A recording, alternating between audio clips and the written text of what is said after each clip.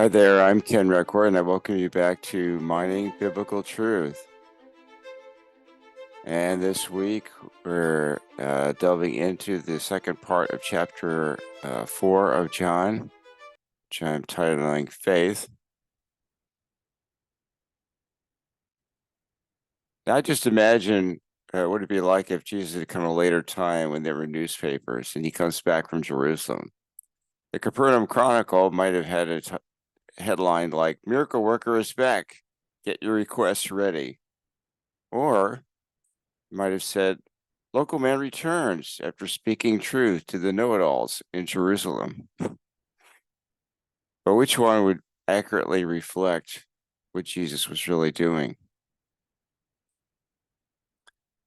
Out of all Jesus's miracles, why did John include what I'm calling this telepathic healing, this healing from afar? But John 4:45 says, "Yet when he arrived, the Galileans welcomed him. They had seen all the great things he had done in Jerusalem at the feast, for they had gone there as well." Now, the first thing that struck me was that, well, what great things did he do? The emphasis was on cleaning the temple and refusing to give them a sign. However, there is a verse that does allude to the fact that Jesus must have done other miracles when he was there, and that was apparently what was more impressive to them than cleaning the temple. But one thing we need to look at here is this little word "yet" at the beginning of verse 45. Conjunctions are very important, as we've talked about before. And when you see the word "yet," it's like the word "but" or "although." It's introducing a statement that is counter to what comes before. And what comes before it is verse 44, which says, "Now Jesus himself had pointed out that a prophet has no honor in his own country." So in his own country, was he talking about just the village of Nazareth, or was he talking about all of Galilee? I think a lot of people assume that was just Nazareth, but he didn't say Nazareth.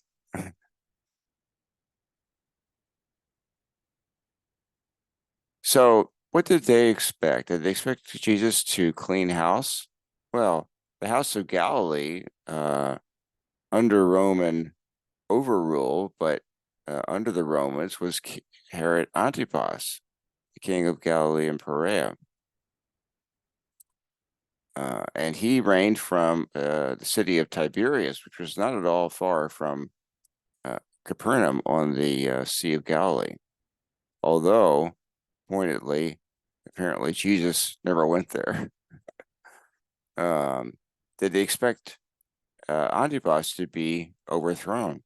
Remember, John the Baptist was the big critic of Antipas, and will later come to the part where John is beheaded by him. Well, back in John 2:23-24, it says he did other signs for the people, but does not entrust himself to them. And that seems to be what's happening here in the big picture. If Jesus was starting a political movement, then by the definition of politics, he would have to please the people. Unlike Nicodemus the official, probably an underling of Herod, comes to Jesus in public, in the light of day, and begs for his son's life. This is a quite different attitude. And yet, when Jesus responds to him, like many of Jesus' responses, it seems inappropriate or out of place to us because he says, "Unless you being plural, see signs and wonders, you will not believe." Well, it's like when he was talking to Nicodemus earlier. Nicodemus came to him and said, "We," representing a group, "know you are from God." And Jesus said, "You," plural, "must be born again."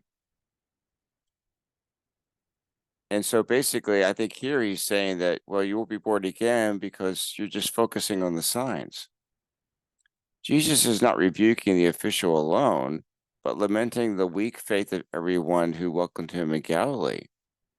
In fact, this faithful official might actually be excluded from that group.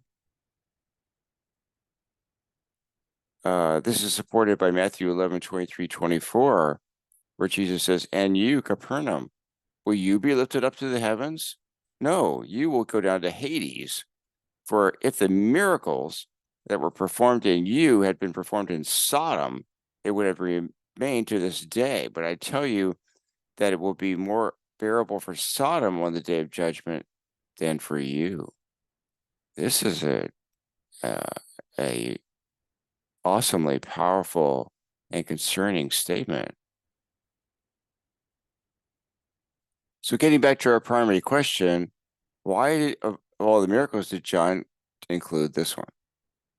Well, the Herodian went away in faith greater than many of the Galileans, and he believed and converted his whole household. Well, we could wonder, was it a true conversion? Well, there's some anecdotal possible evidence. In Luke 8:3, it records that Joanna, wife of Chusa, was among the women with Jesus. Now, Chusa was Herod's household manager, probably in Tiberias, I presume. Uh, did this official who lived in nearby Capernaum, who probably would have regular contact with him, did he evangelize him and his family? Who knows? First, the Samaritans believe without a miracle, and then the official believes after a miracle. But many will marvel at the miracles, but never truly believe. So here's an illustration. I want to share a true story. This is a story that I received firsthand. It's not from the internet. And it had an impact on me. But the story is just that a young woman who was pregnant um, uh, went out for a walk in the wilderness in Northwest Washington State.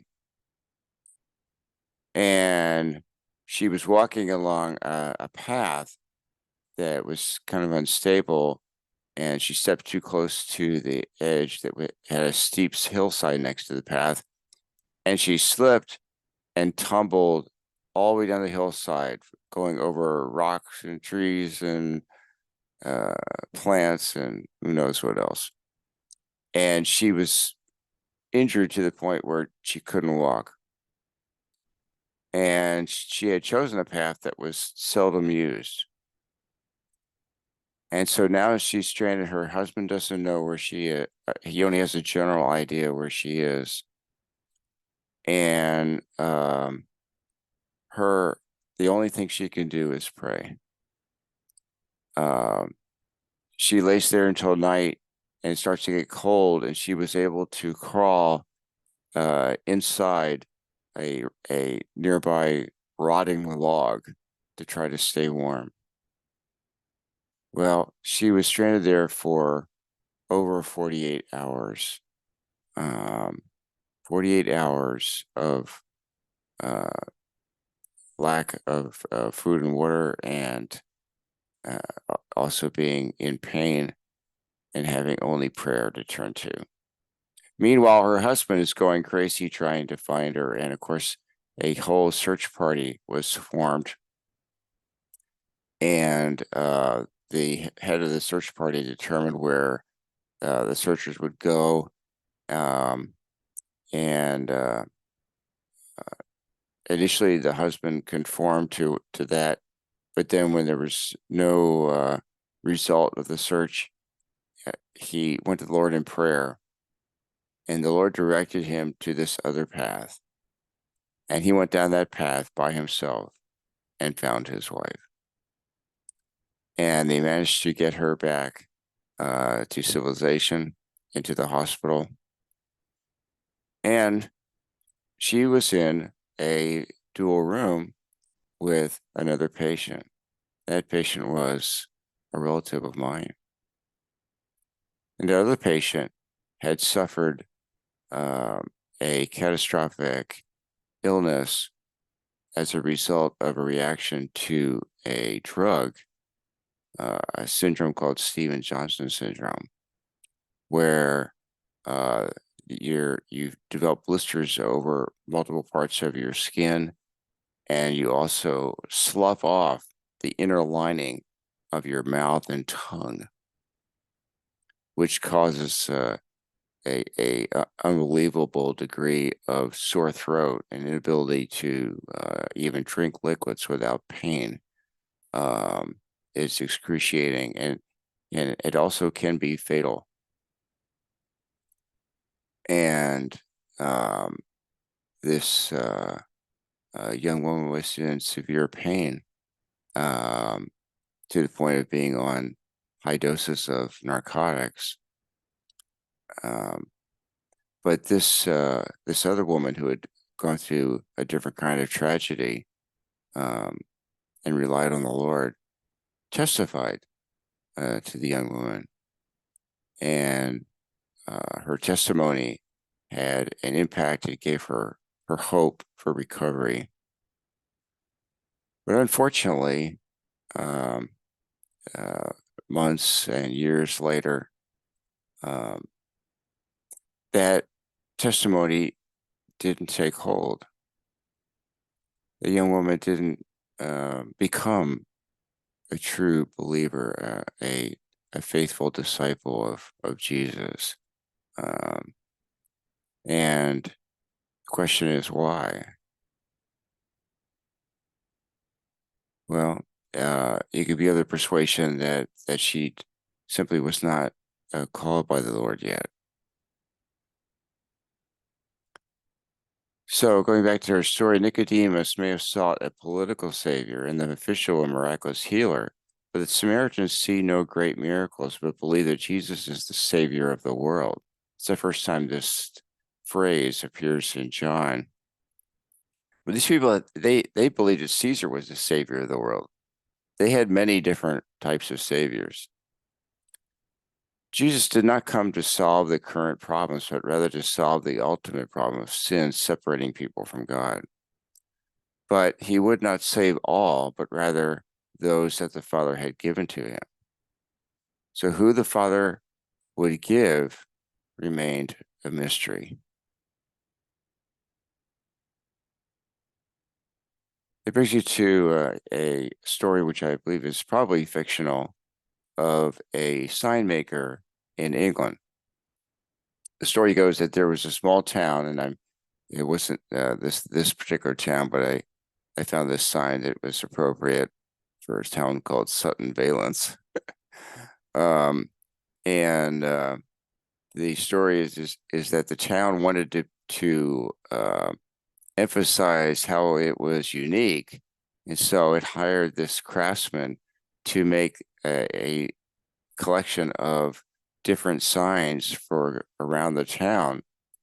And his signs were so interesting and wonderful that they became an attraction.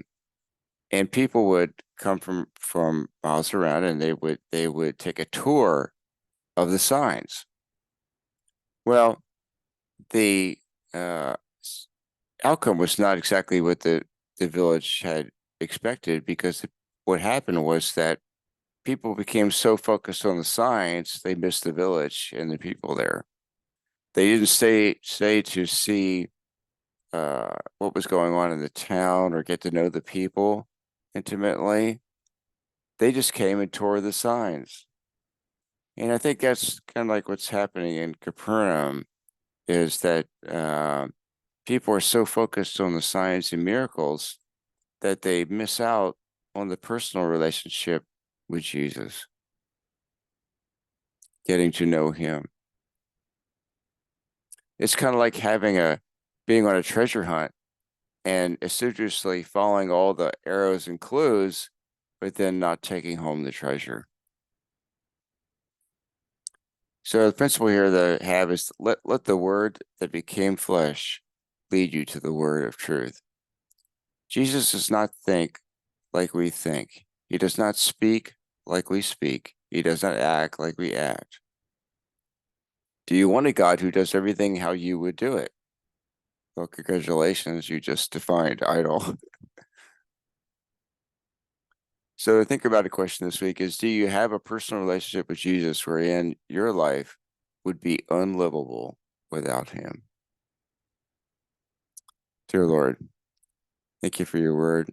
Uh, and help us, Lord, not to focus on signs and miracles, not to try to form you into the kind of God that we want, but to embrace who you really are and have a personal relationship with you and dwell in you and focus on God's glory as we live for you. In Jesus' name, amen.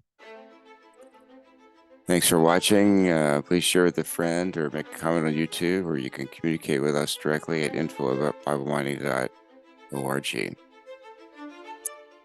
Until next week, blessings to you.